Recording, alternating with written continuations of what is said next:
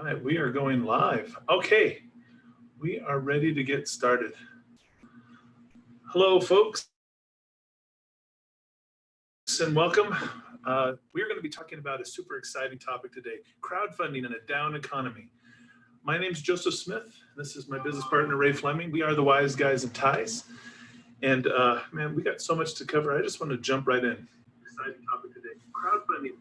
So, first of all, as I already introduced ourselves, we are the Wise Guys in Ties, wise in the ways of helping you start, build, and grow a business, getting the funding that you need. We're talking today about how to think outside the bank, and crowdfunding is one of those ways. I have to tell you, when it comes to business funding, there's many different ways. I mean, getting working capital to grow your business doesn't just have to mean through the banks or, the SBA, because that's really where a lot of people are getting funding today.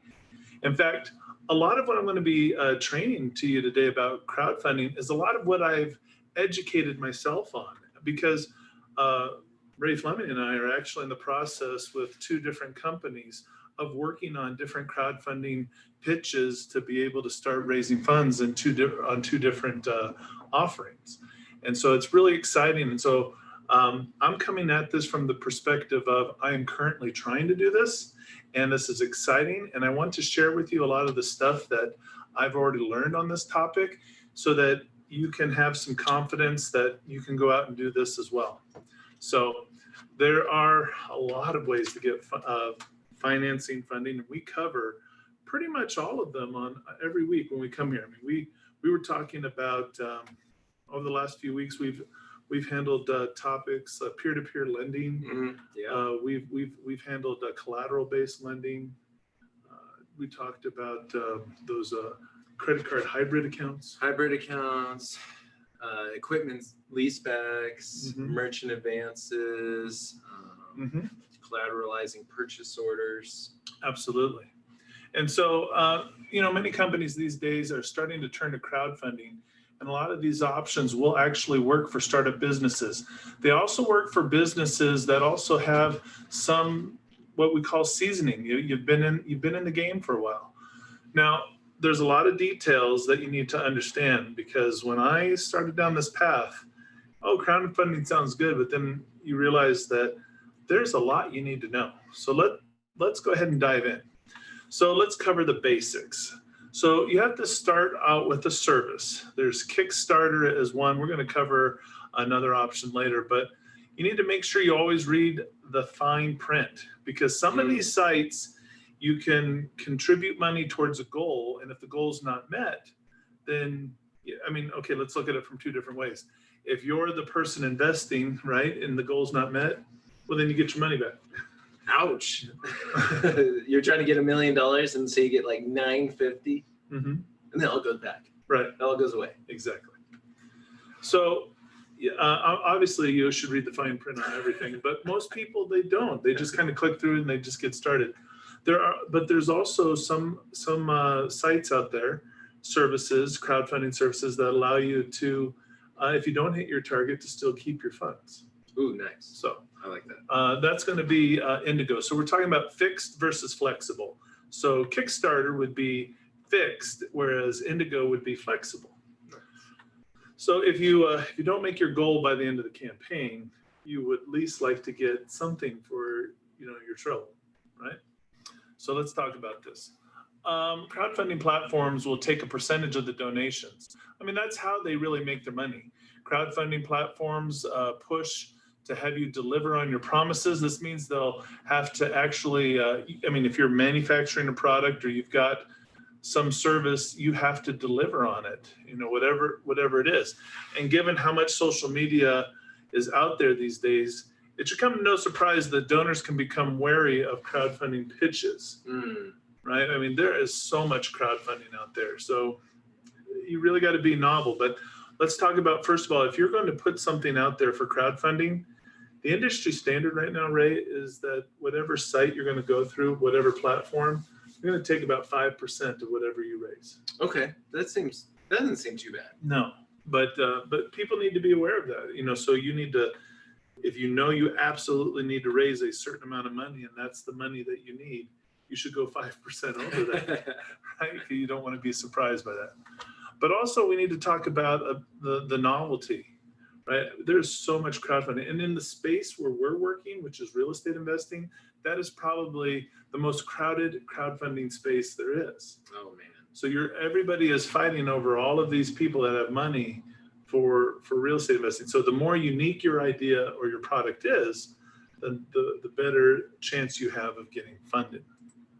So which businesses will do the best? Crowdfunding tends to work the best when donors can personally connect with your product or service. Straightforward businesses may not do so well. This kind of business is that which is best often associated with a product that's not on the shelves yet, or we're talking about artistic endeavors. Standard widgets will most likely not attract brand ambassadors. So if you're selling a pen, and it's just a pen, probably not going to do as well as the pen that also has a laser beam and a missile launcher and can go to space and makes coffee in 10 different flavors.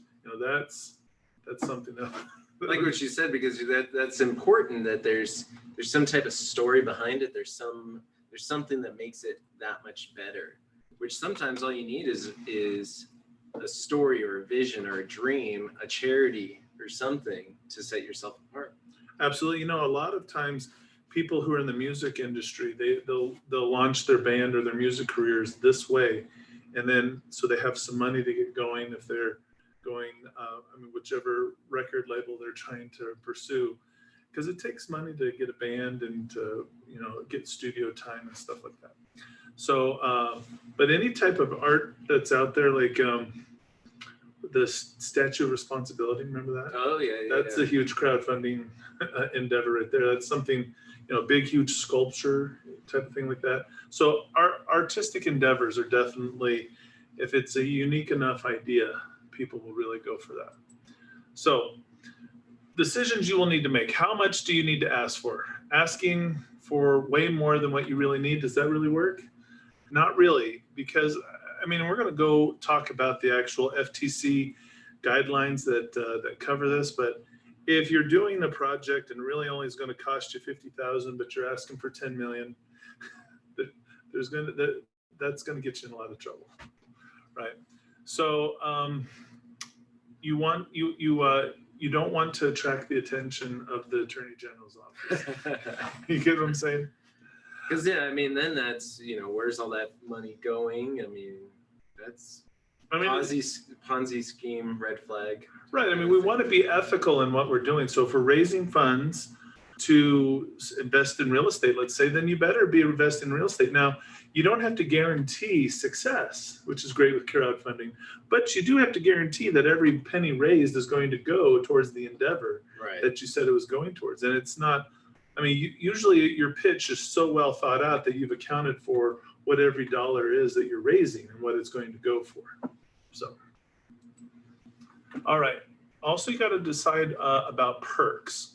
I don't know, this is something new that I learned about it. So perks, they match your offer. So whether, they help whether you're likely to succeed in your funding, and it determines if you want regular or flexible funding and the length of your campaign.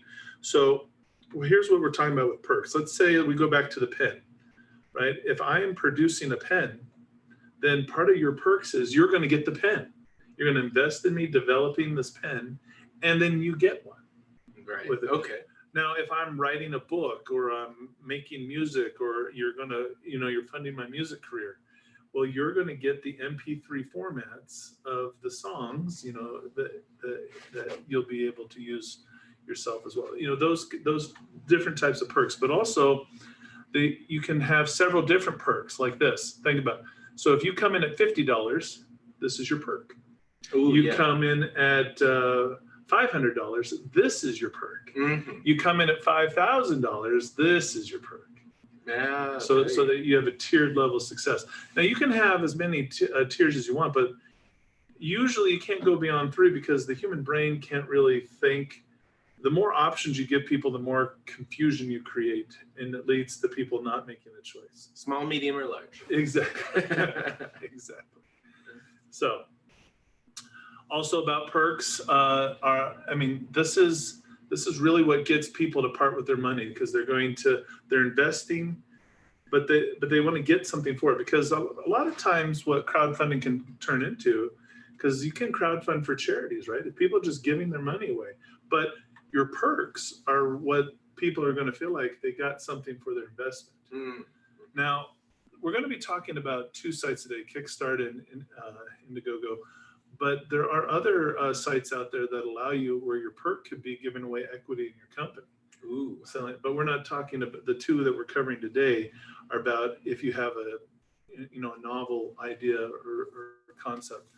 But we talked about the complexity of it. You should really have no more than 5 levels, but 3 is really where you want to. I mean, this is just making marketing sense, right? Don't go more than 3.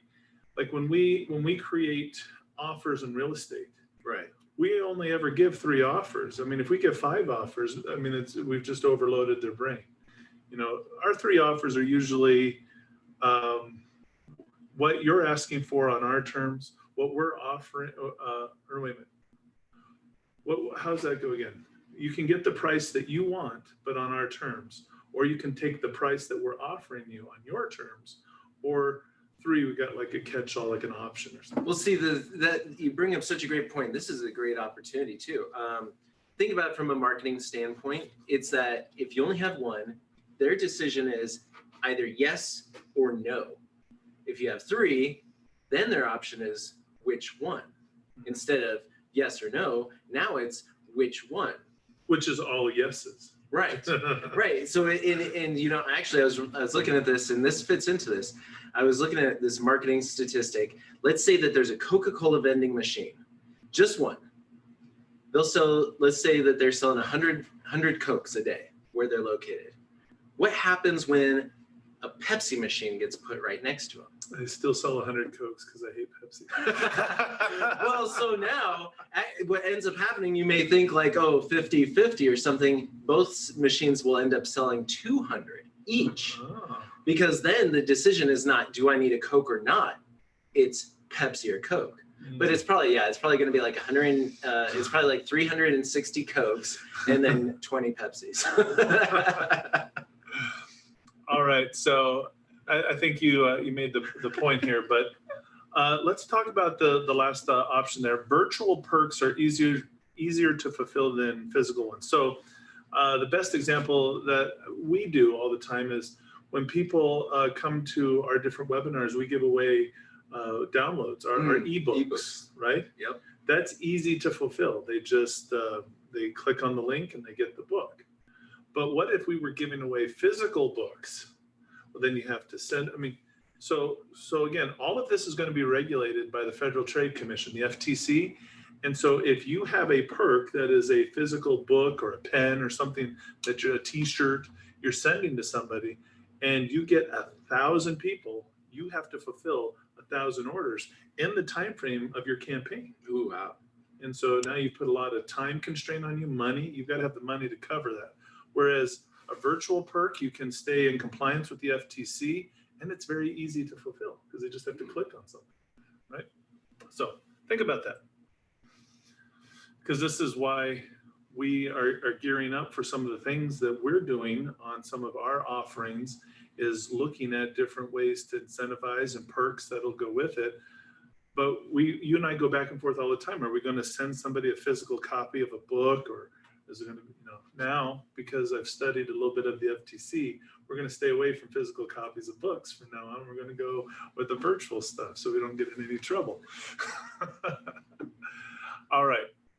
So it's all about getting the donors excited. When you're doing crowdfunding, people are donating to this, but you have got to create a pitch that has urgency. There's a time constraint, right? They've got to feel like that I've got a limited quantity, and so we're talking about what you see on your screen: urgency, scarcity, novelty, and a cool factor. Novelty obviously means it's got to be something that no one's ever really quite heard of that before. It's really cool. Like at some point there wasn't a hat that had two canisters of beer, right, that you sucked out, but then somebody came up with that, and I was like, oh man, we got to all have that, right? Right. And then somebody developed a hat that had chips and salsa nacho cheese A nacho dips. hat. Yeah. Yes. I mean, those different kind of things. At one point, those didn't exist, and now we're like, we see that all the time, and that's something at a garage sale. But if you come up with something, if you got the next it thing, the it factor, right, whatever that is, people are going to flock to that. It's going to be new. It's cool, right? So, and then the coolness factor, I think, has to do with how it's initially pitched.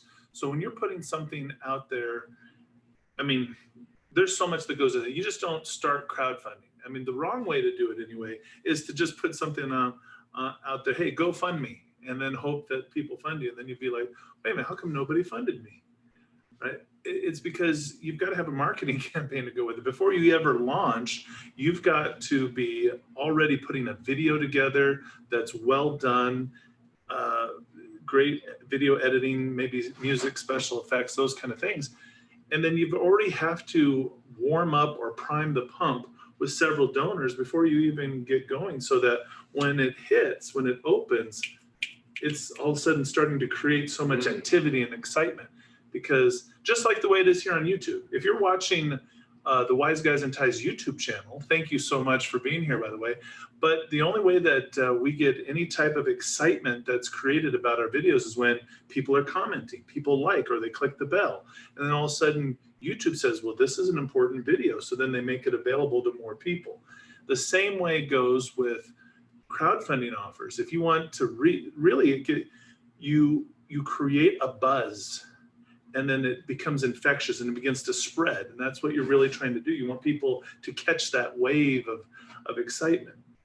So, and nobody catches a wave of excitement if you just throw something out there that you never marketed for. No one knows it's there, right? So a huge marketing campaign is everything that goes behind a successful crowdfunding. Crowdfunding campaign basics. Pitch video must be great. We already talked about it. Like, it's not a little selfie video where you talk a little bit and going,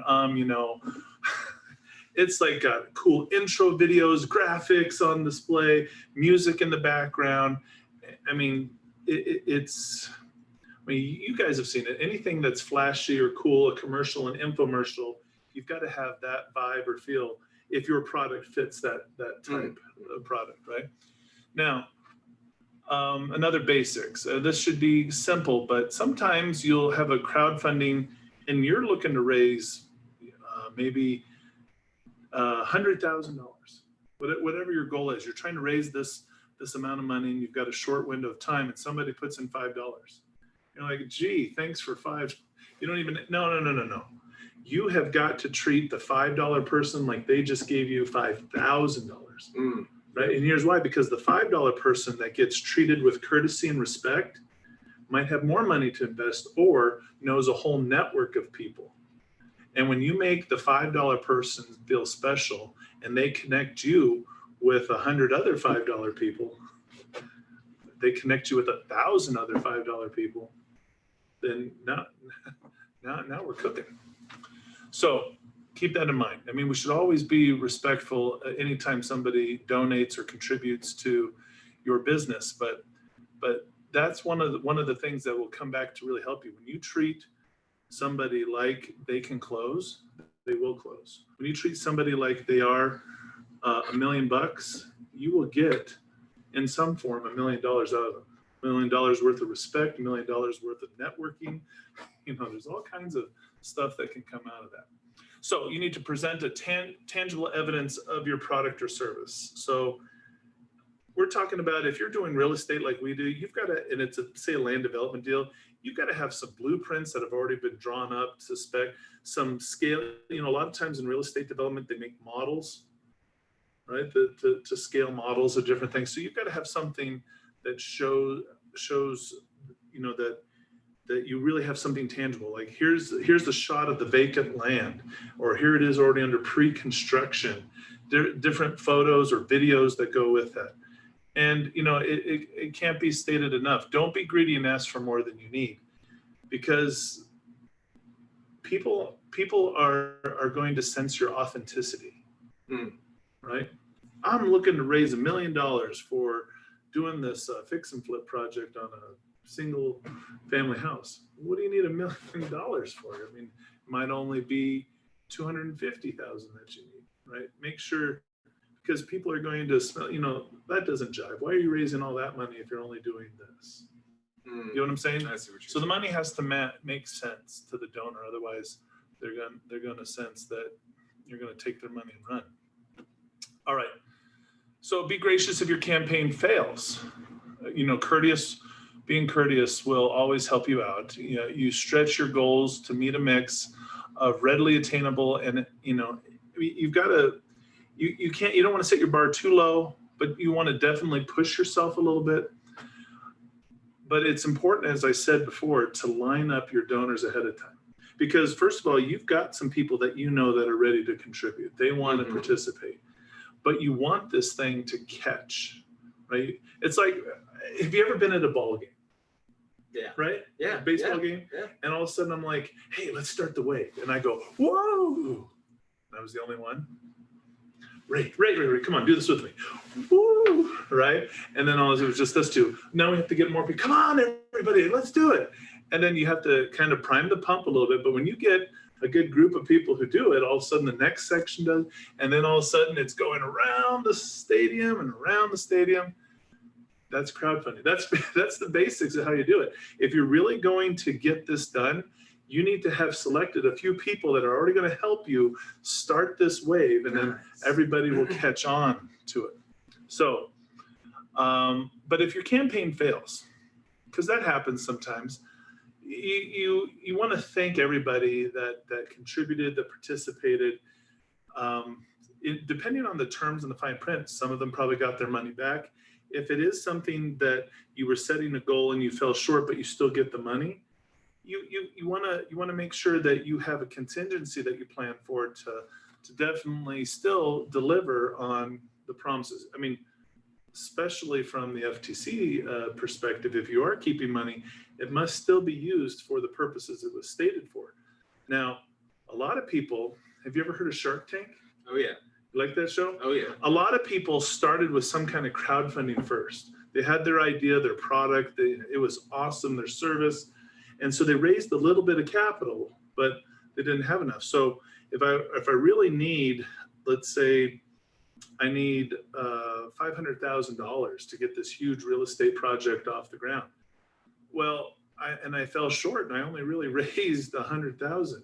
I can now take this $100,000 offering that I have. And so this is where you stay in communication, constant communication, having a vlog, a daily vlog, a weekly vlog, talking about, now we're going to go take this to some angel investors or some venture capitalists.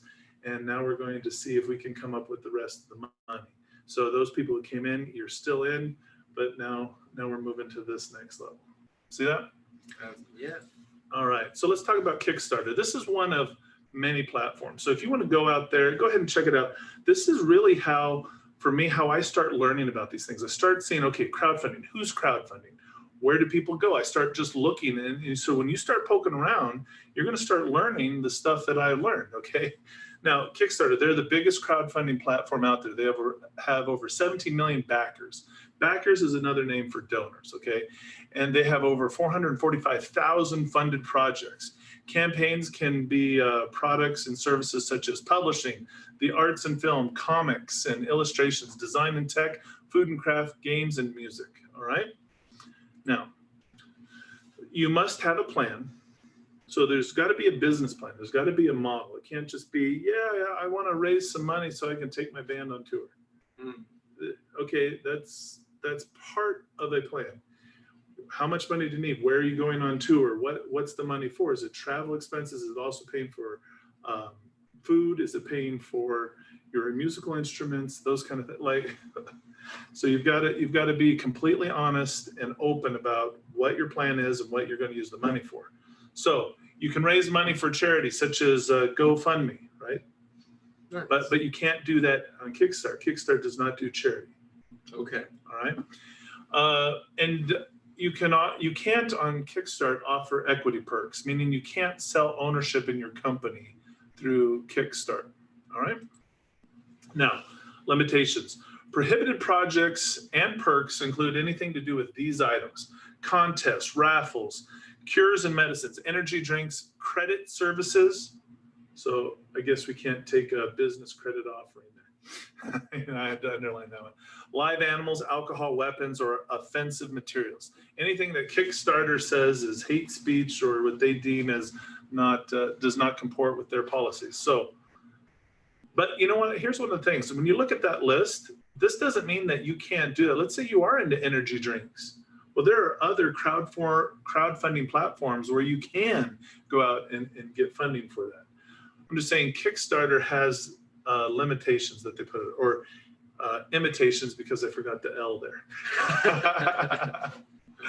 So, but anyway, if you have a great idea, that's why you got to research some of these platforms and you got to read the fine print. What can you put out there? What can't you put out there? Because there are a lot of different types of platforms that are out there. So what are the fees? Well, the campaigns that don't make it, then you don't pay a fee, right? Now, Kickstarter does not offer refunds, but individual creators can if they choose. So, I mean, meaning if you receive money, right, you can refund that. Okay. Right? 5% fee on all funds collected for the creators. So payment partners may charge added fees. What does that mean? So that means like if you're going to make a payment through another third-party site, Oh yeah, right? You've got to account for whatever fees that they might charge you. that makes sense. Right?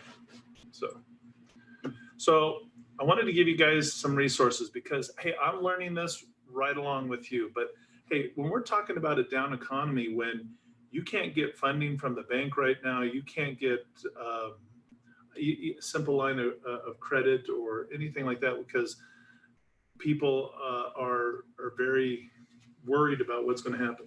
Now, some parts of the country are coming back like gangbusters. I mean, when you see the economy in certain sectors is really coming back like gangbusters, but other areas are still lagging behind because, well, some of the country is opened up right now and some of the country is still shut down. Some of the countries dealing with riots and vandalism and things like that. That's suppressing the market. Other areas aren't dealing with that. So here's some things like Tim Ferriss's Hacking Kickstarter, how to raise $100,000 in 10 days. Now, the best way to get this is to just take a screenshot and then type it in, okay? Because I don't have a way. We could try to put it in the link. Yeah, we'll drop it in after the video. Okay. So here's the thing. So what are the words that help people get ready to give?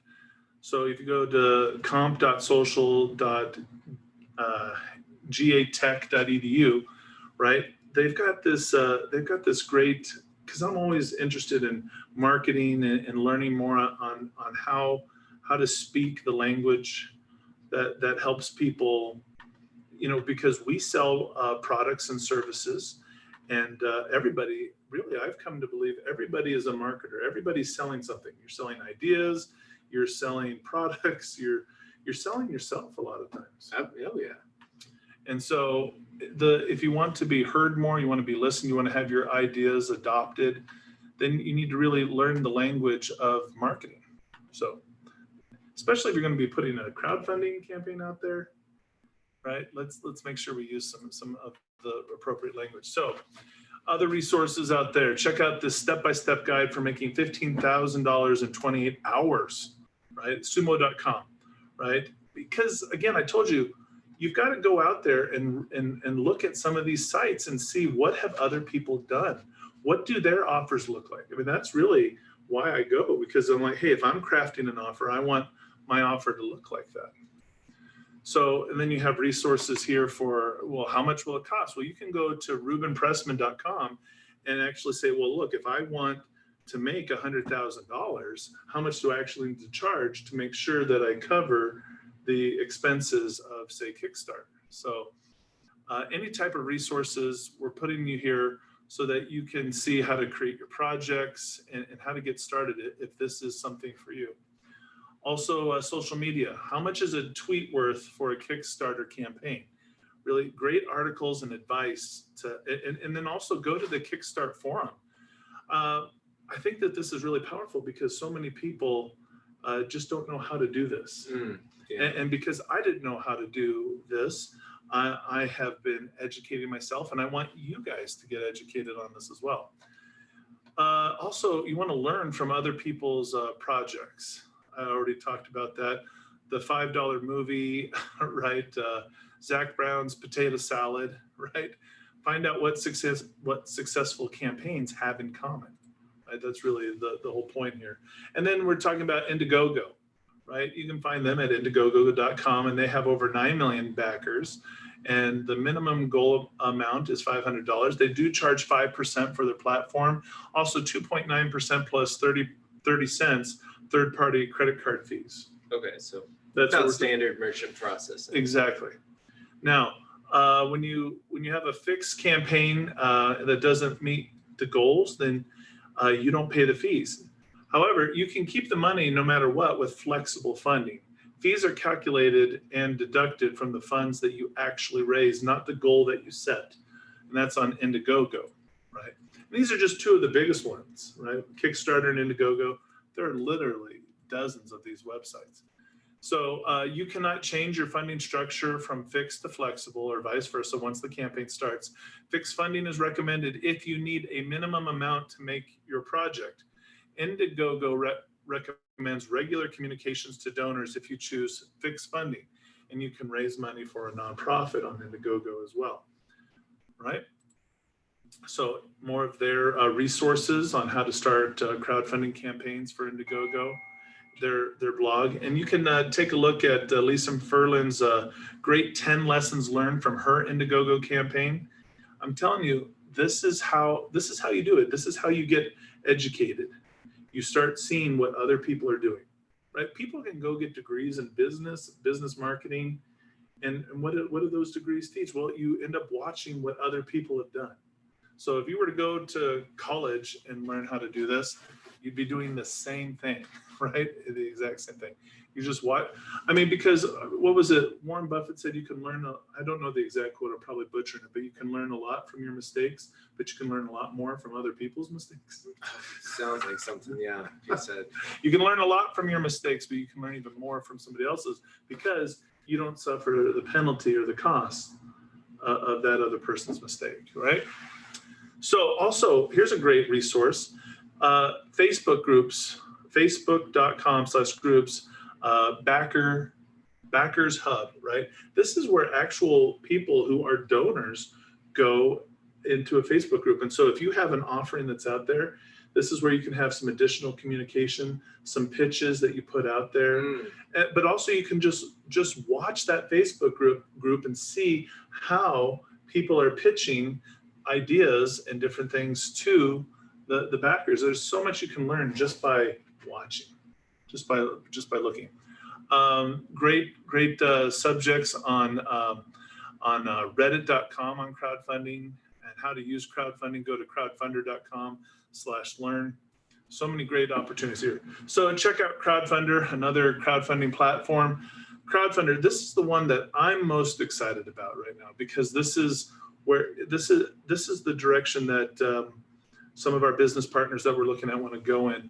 But Crowdfunder engages in equity crowdfunding. So when you're talking about your perks, right, you might have different perks with different things that you offer with what you sell. But when you have equity crowdfunding, the equity is the perk. Nice, right? That's very easy to deliver on. So it allows entrepreneurs to sell shares in their company to accredited investors. Starting the listing at $229 a month. Premium listings are $499 per month, but preparing to fundraise is free. All right, so it does cost money to do this, but again, you're getting to pitch directly to individuals with this. So this is really good. And crowdfunding, all right, there's accredited investors, there's non-credited investors. So you've got that's a whole nother lesson right there. But basically, people whose net worth is like $1 million or they're making 6 figures in income. Yeah, 200. right? So that's accredited investor versus somebody who's not. And so there's a lot of rules that really state how you can pitch to non-accredited investors. And so if you want to just sort of stay away from all of those rules, right, just stick with pitching to accredited investors. But we should really talk about that, because that is a great topic to learn. Title II, Title III, Title IV, all types. Exciting stuff. There's so many opportunities. Reg A, Reg D, right? All these different things. So, we're going to have to come back to the crowdfunding, because there's just so much here that I don't have enough time to get into all of it. But crowdfunding, publicity and promotions. Start off with a two-step method for easy press coverage. Press releases. Anytime you can get the media, on your side, that's really going to help you promote your product. Learn the secrets to work with influencers. Influencers are really huge, because these are the people that will push your idea, your pitch to other people. So they'll do a lot of the heavy lifting for you. So if you don't have any influencers and you're your only influencer, that's not much influence. So that means you're not going to get much money. Now, we've got these other free publicity tools to help you boost your crowdfunding campaign. All of these are the same exact tools that I'm looking for. So I go out there and I find the same tools that I use, that Ray and I both use, are the same tools that we are helping you to get access to. So how does the law affect crowdfunding? Well, perks might be considered sales under the Uniform Commercial Code. And, that hasn't necessarily been litigated yet, but who wants to be the first one, right? This means your perks might be subject to UCC warranties, like merchantability, can it be sold, and the fitness for a particular purpose. Virtual perks usually don't have these rules, which is why we want to stay virtual, Ray. Right. Okay. Right. Kickstarter and Indiegogo clearly state that they offer no warranties. All right. So what does the FTC, Federal Trade Commission, say about crowdfunding? Well, the FTC points out consumers need to be wary of scams, right? So we want to be ethical here. You don't want to take the money and run. I mean, that would be so bad on so many levels, right? If you say you're needing money to help produce a product, bring it to market, right, then do that, right? But if you want to know how to avoid the scams, we've got the FTC blog that's out there, right? So in 2019, they sued iBackpack because they raised $800,000 and then ran. Failed to deliver. Right. And so the state of Texas, the Attorney General's office got so many complaints that they went after them. So you don't want to be that guy. All right. So the director of the FTC, Bureau of Consumer Protection, said if you raise money by crowdfunding, you don't have to guarantee that your idea will work, but you do have to use the money to work on your idea, or expect to hear from the FTC. So if you misuse the funding, you're going to go to jail. So can't go buy myself a new Lamborghini because that's helping build the product. If you were like, hey, I'm raising money to buy a Lamborghini to market for a product, then yes. But if you were like, oh, we're gonna build widgets and you get a Lamborghini, you're in big trouble. All right, folks. So let's recap here. So we're going to close this out. Crowdfunding has nuances which can help your campaign succeed. Whatever you're trying to campaign, meaning your desire to raise money for your business venture or idea. But not every product or service will work with crowdfunding. But when I say not every product or service will work, maybe not in its current form. I think every product and service will work if you can find a niche. If you can find some novel approach. Yeah. Right? There's a lot of products where it's like, what was that one guy? He had the belt. He had that ratchet belt buckle system. I forget his name.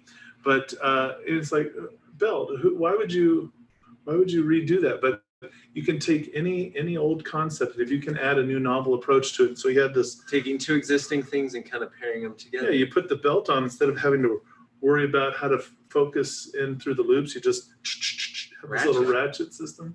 I don't know. It seemed like it was kind of cool. But anyway, that could work. If give donors the feeling that they must donate to your campaign and that you appreciate them, right? But you got to compel them to, right? It's all about the donors, figuring out what they want. Multiple perks add level of complexity to your product. It can also help, but keep it simple. Don't be greedy or break your promises to your backers, right? The donors want to know what the money's for and then use it for what it's for. The FTC may get involved if you misuse your funds. Platforms, we've talked about 2 or 3 of them actually here today. Platforms do differ. Actually, we talked about 4 different platforms today: Kickstarter, Indiegogo, Crowdfunder, and GoFundMe. Mm-hmm. Right? So we've talked about 4 different platforms. So choose the one that works best for you.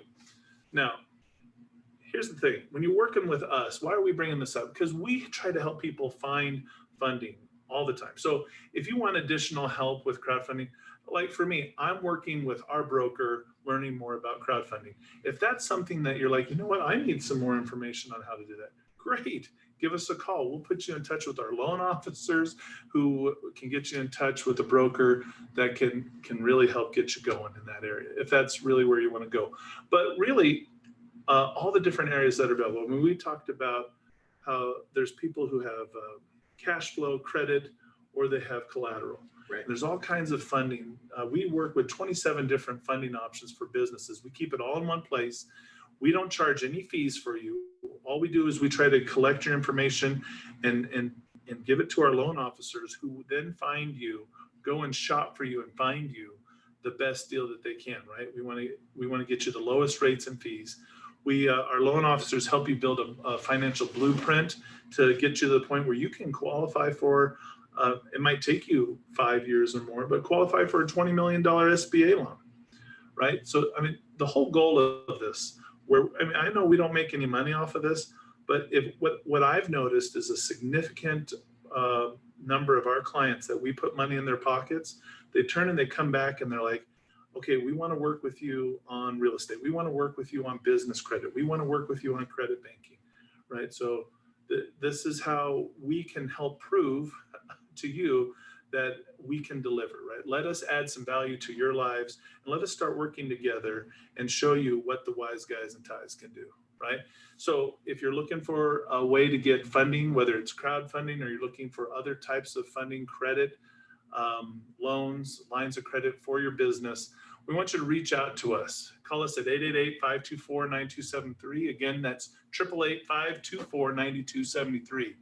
And when you reach out to us, we want you to either call us, right, and say you want to schedule a one-on-one free consultation, or reach out to us on our website. You can go to our website, wiseguysandties.com/schedule, and you can set up an appointment directly with us that way as well. Folks, I am just super excited about crowdfunding and all the other ways to think outside the bank, because there is no shortage of money. And that's really what we want to do. We want to give you hope and know that people are feeling like, well, I don't know how to get access to money. Where did it go? I feel like people are starting to tighten things down.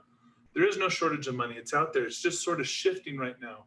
It was over here, but now it's over there. But there is no shortage of money. There's only a shortage, Ray. There's only a shortage of people that will do whatever it takes to go get that money, to do whatever it takes to make their dreams come true. We want you to work with us, the Wise Guys and Ties, to make that dream a reality for you. Now, on behalf of myself, Joseph Smith, my business partner, Mr. Ray Fleming. Good night, everybody. I want to say good night and God bless.